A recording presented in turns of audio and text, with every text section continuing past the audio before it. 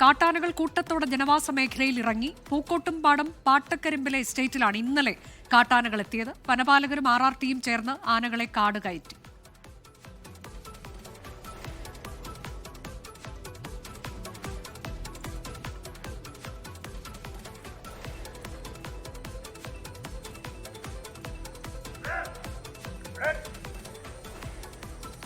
ഇങ്ങനെ കുലഞ്ഞു പോവും.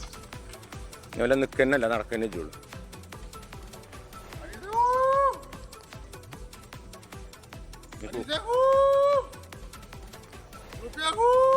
ഗോകുൽ കെ വേണുഗോപാൽ വിവരങ്ങളുമായി. ഗോകുൽ, ഇത് ഇന്നലെയാണ് എത്തിയത്, കാട് കയറ്റി. ഇന്നിപ്പോൾ ആശങ്കയുടെ സാഹചര്യമൊന്നും ഇല്ലല്ലോ അല്ലേ?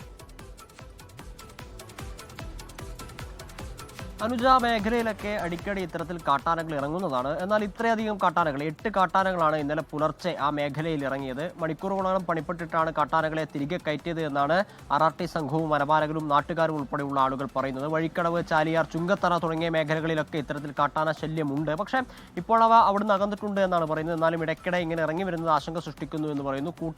കൂട്ടത്തോടെ വരുന്നു എന്നുള്ളതാണ് പ്രധാനപ്പെട്ട ആശങ്ക. ഇതൊരു എസ്റ്റേറ്റ് ആണ്. അവിടെ റബ്ബറുകളും കവുങ്ങുകളും ഒക്കെ ഉണ്ട്. 600ഓളം കവുങ്ങുകളും 400ഓളം റബ്ബർ മരങ്ങളും ഇവ നശിപ്പിച്ചു എന്നാണ് പറയുന്നത്. ഇവയെ പ്രതിരോധിക്കാൻ ആവശ്യമായിട്ടുള്ള സൗരോർജ്ജ വേലികളോ മറ്റു സുരക്ഷാ സംവിധാനങ്ങളോ ഒന്നും അവിടെ ഇല്ലാത്തതാണ് അടിക്കടി ഇങ്ങനെ കാട്ടാനകൾ പുറത്തേക്ക് ഇറങ്ങാൻ കാരണമാകുന്നു എന്ന് നാട്ടുകാർ പറയുന്നു. പ്രത്യേകിച്ച് വേനലൊക്കെയാണ്. അതിനാൽ തന്നെ ഇനിയും കൂടുതലായി ഇത്തരത്തിൽ കാട്ടാനകൾ ഇറങ്ങി വരാനുള്ള സാധ്യതകൾ ഉണ്ട് എന്ന് നാട്ടുകാർക്ക് ആശങ്കയുണ്ട്. അതിനാൽ തന്നെ പ്രശ്നം പരിഹരിക്കാൻ ആവശ്യമുള്ള നടപടികൾ സ്വീകരിക്കണമെന്നാണ് അവർ ആവശ്യപ്പെടുന്നത്. നിരന്തരം ആവശ്യപ്പെടുന്നതാണ്. പക്ഷേ അതിനൊരു പരിഹാരം ഉണ്ടാവുന്നില്ല. അത് ഇത്തരത്തിൽ കൂടുതലായി കാട്ടാനകൾ ഇറങ്ങി വരുന്ന ഒരു സാഹചര്യത്തിലേക്ക് ഇവർ എത്തിയിരിക്കുന്നു. നാട്ടുകാർ എന്തായാലും ഭീതിയിലാണ് അനുജ. അതാണ് നിലമ്പൂരിൽ ഇടയ്ക്കിടെ കാട്ടാനകൾ ഇറങ്ങുന്ന വാർത്തകൾ നമ്മൾ തന്നെ നൽകാറുണ്ട്. പക്ഷെ ഇത്രയധികം ആനകൾ ഇറങ്ങുന്നത് പതിവിൽ ഉള്ളതല്ല എന്നതാണ് ഗോകുൽ നൽകിയ വിവരം. ഇപ്പോൾ പക്ഷേ ആശങ്കയുടെ സാഹചര്യമില്ല.